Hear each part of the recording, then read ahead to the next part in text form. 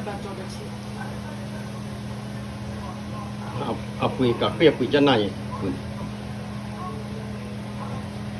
cà phê mà màu để năm chi ha anh xoay nhỉ apa piata không đâu ấy cậu năm chi chân này với cậu mà đã bự đi chơi bằng như thế này thu nhà cả chân này mà đến năm chi thi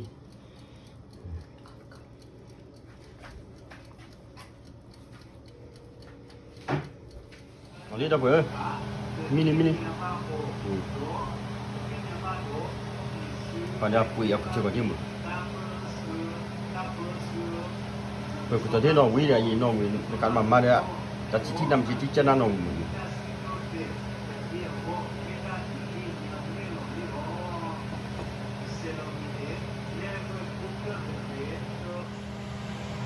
tadi dah kapia tadi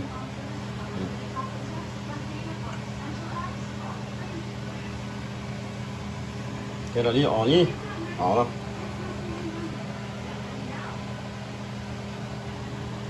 cái thua tua nhà cái này apa pun cuba juga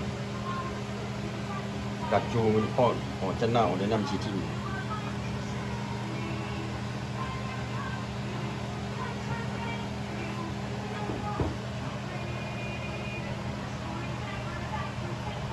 ini dah boleh oleh Bali. We're going to see if she can build some hairs like that. Oh, it's getting out the edge. A bunch of chips going through the center. Oh, like a lot of chips go in and just kind of mashed into the center there. Nice.